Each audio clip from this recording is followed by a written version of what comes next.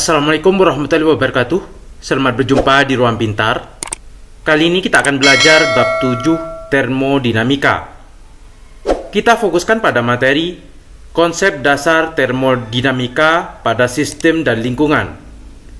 Materi ini sesuai dengan buku paket pada kurikulum Merdeka halaman 182 sampai 183 untuk siswa kelas 11 SMA. Sistem dan lingkungan.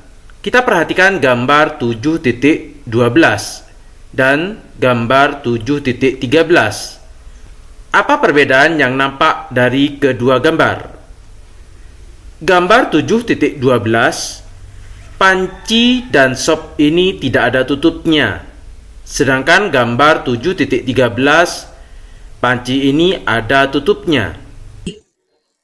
Prinsip kerja panci presto. Tujuan pembelajaran di video ini ialah siswa mampu mengetahui penerapan konsep fisika pada prinsip kerja panci presto. Pernahkah kalian memasak menggunakan panci presto? Semisal, saat Lebaran Idul Adha, sering kita mendapat daging kurban seperti daging kambing ataupun sapi. Sering juga dapat daging yang alot.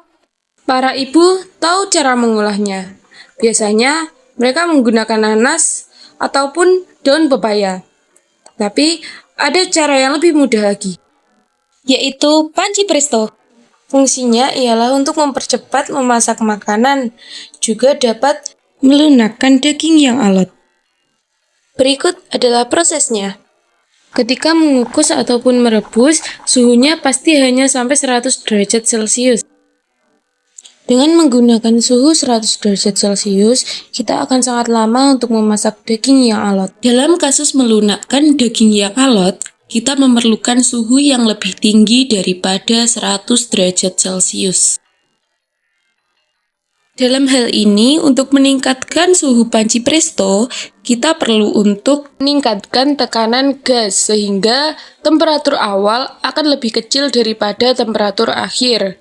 Untuk menaikkan tekanan gas itu, kita memerlukan panci yang memiliki kerapatan sangat tinggi seperti panci presto. Dalam skema di atas, kita sebut kompor sebagai lingkungan, sedangkan panci presto sebagai sistem.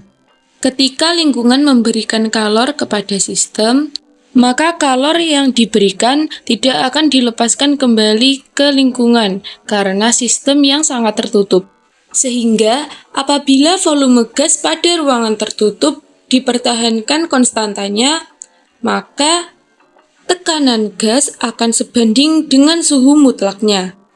Hal itu akan mempercepat waktu pemasakan, termasuk untuk memasak daging yang alot sekalipun akan membutuhkan waktu yang sangat singkat. Proses yang terjadi dalam panci presto sesuai dengan hukum perbandingan volume Gay-Lussac. Ketika gas bergabung pada suhu dan tekanan konstan, perbandingan volume gas-gas yang terlibat akan selalu dalam rasio bilangan bulat sederhana. Panci berisi sop merupakan sistem terbuka dan press cooker mendekati sistem tertutup. Sistem termodinamika merupakan suatu ruang terbatas atau sejumlah materi berupa gas yang ada di dalamnya. Terjadi proses-proses termodinamika.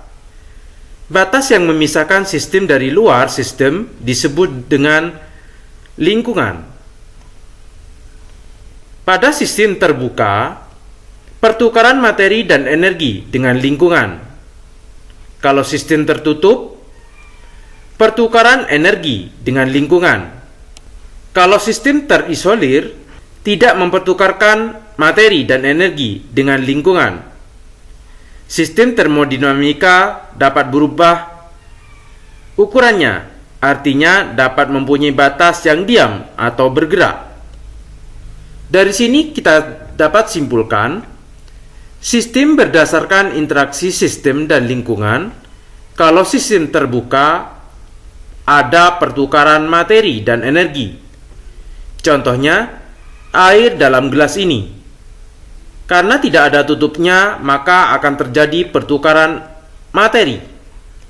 Energinya juga bisa keluar atau masuk. sistem. Kalau sistem tertutup, hanya ada pertukaran energi. Contohnya, gelas ini ada tutupnya, sehingga tidak terjadi pertukaran materi. Namun energi bisa keluar atau masuk sistem. Yang ketiga, sistem terisolasi. Di sini tidak ada pertukaran. Contohnya, air dalam termos ini. Aktivitas 7.2.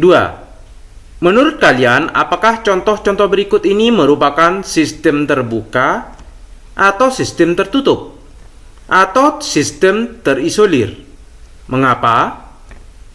Nomor 1, tubuh manusia. Ini adalah sistem terbuka. Mangkok berisi bubur. Karena tidak ada tutupnya, maka sistem terbuka. Kayu yang terbakar, sistem terbuka. Termos, sistem terisolir. Mesin mobil, sistem terbuka. Kompresor AC, sistem tertutup.